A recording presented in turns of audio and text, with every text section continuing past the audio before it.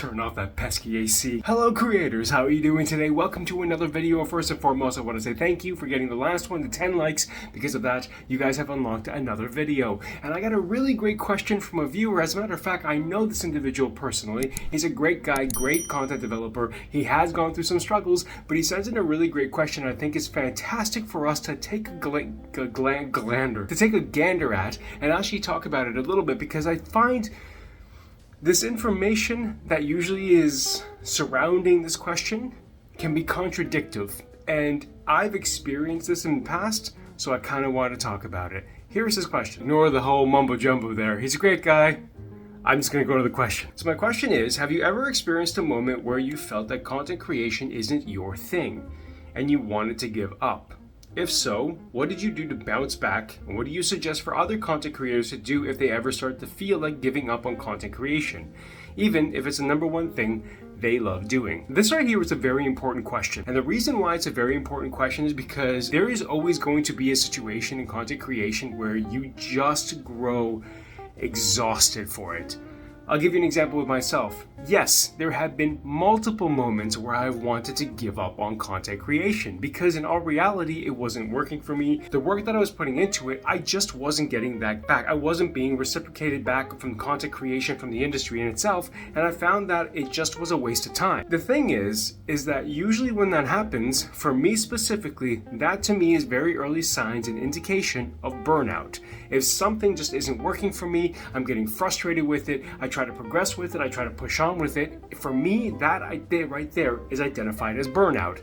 And when I feel that way, the best thing for me to do is stop for a little bit. Stop, breathe, think about, brainstorm, because I'll be honest with you, sometimes the best ideas I have ever had is when I have been on a break from content creation. Sometimes you just need that to give your brain a little bit of a rest. And in all reality, content creation is extremely stressful to the brain. Guess what? You're always continuously making content. You're always thinking of what to do next. You're always thinking of how to do this and how to do that and what video to do and what subject to make and how to do this video and how to do that lighting. It's continuous cogs in your brain that are just going over and over and over again about what you can do to better your content. The thing is that yes, there have been multiple occasions where I have told myself, I don't want to do this anymore. This is just not for me. I'm not going to make it. But the thing is that I do have a love for content development. I love making content because I love providing certain value. So even though I had those feelings of I just want to give up, there's always something that brought me back, because in the end, in the long run, it's something that I enjoy doing. And I know with YouTube specifically, there is a very long-term commitment you have to make with content development. Some people can hit it out of the ballpark right away. However, 93% of us, that's a very weird number. 95% of us, I'll say it that way, 95% of us unfortunately have to go through a road with a bunch of bumps and holes and struggles and everything there of that nature. And sometimes you hit one of those bumps and guess what? You get a flat tire. You got to stop right then and there to kind of correct the issue and move on from there. That is sometimes what I feel some content developers need to do. Now, there have been some content developers that I feel have a very great structure in the way that they focus on their mental health, and that is they literally take a little vacation because they have to. And I think it's an extremely important aspect that some people don't talk about. Taking a vacation is extremely important because frankly, you need to rest this. It always works. It's always operating. It's always thinking. It's always developing. It's always creating. It's always thinking of the future, what to do, how to do, where to go. You got to give yourself a break, otherwise it's not going to help you. So yes, for myself specifically, I've had situations during my travels, not only on my YouTube, but on Twitch as well, that I just wanted to give up because I just felt that I wasn't growing, I wasn't expanding, I wasn't really meeting the expectations that I was trying to reach in my head. However, the thing about that is that the expectations I was trying to reach were not realistic. This is why when I do any of these videos, I ask you guys to leave a like. And when I say leave me 10 likes and you'll unlock a next video, it's because 10 likes technically is kind of easier to come by. If it doesn't, so be it. Will I not make another video? I probably will, but it may just not be as frequently as you guys have been getting them as of late. But regardless of that, I ask you to do that because it shows me that the content that I'm developing is actually beneficial for you and brings you a value. I learned in my travels to really set low expectations. And when you set low expectations, you look at a video, you go back to it in 24 hours, you tell yourself, you know what, I want to get 5 views on that video. And all of a sudden you see you get 20 views. Hell, that's great. You've just surpassed your expectations. It's unrealistic expectation when somebody looks at a video and says, I uploaded this video, I'm going to check back in 24 hours and I hope I get 200 views. It's like, do you ever get 200 views?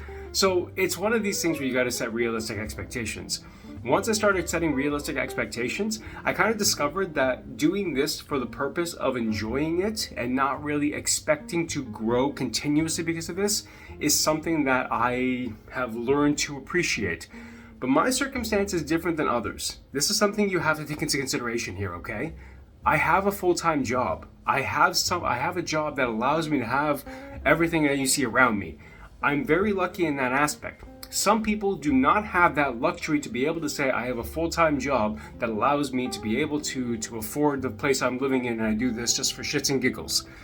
Sometimes people really push themselves for this because either it's their full-time operation or they're trying to make it a full-time operation, and unfortunately they're scraping and grinding to get the bills paid. My scenario is very different from other individuals, and I can't really talk on their behalf, but I know a lot of people have struggled tremendously to be able to get to where it is that they want to go, and unfortunately it has affected their mental health, and some people have stopped creating content. It's a struggle with this industry because it is difficult.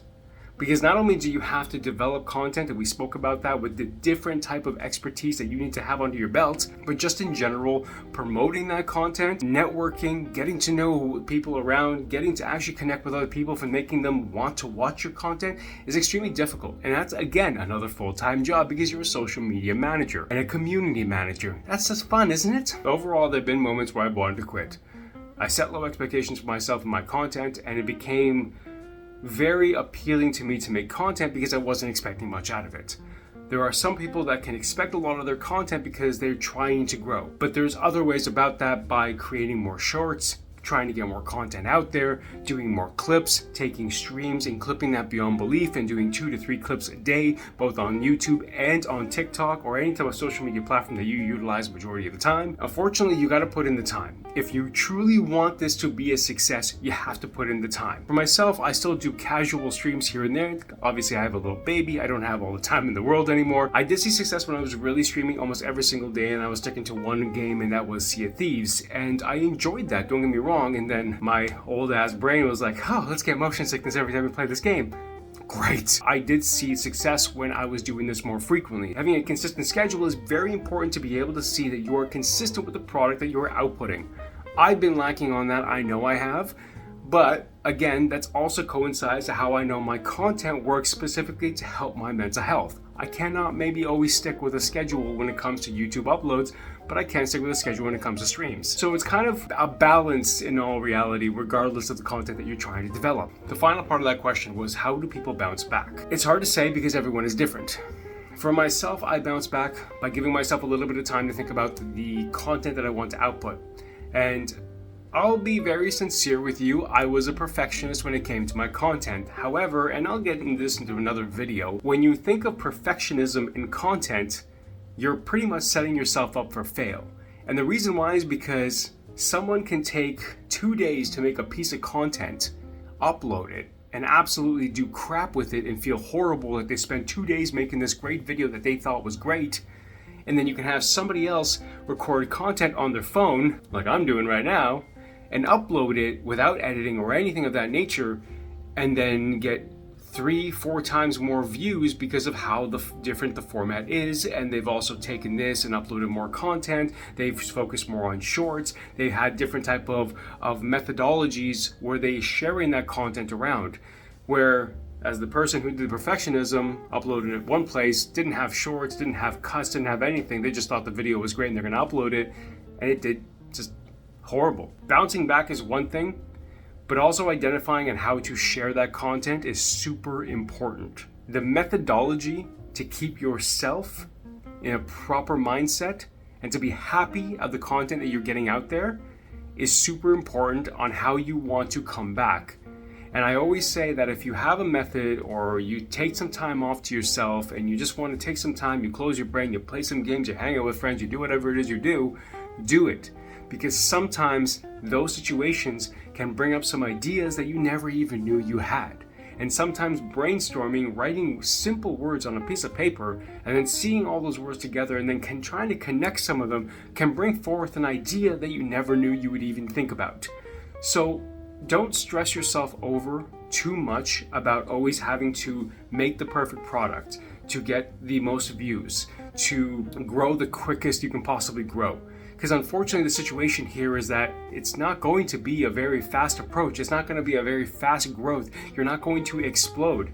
And I'm going to be honest with you, with some of you out there, and it's not just the one that asked this question, there's a lot of you out there, you guys are under 25. Some of you are under 22.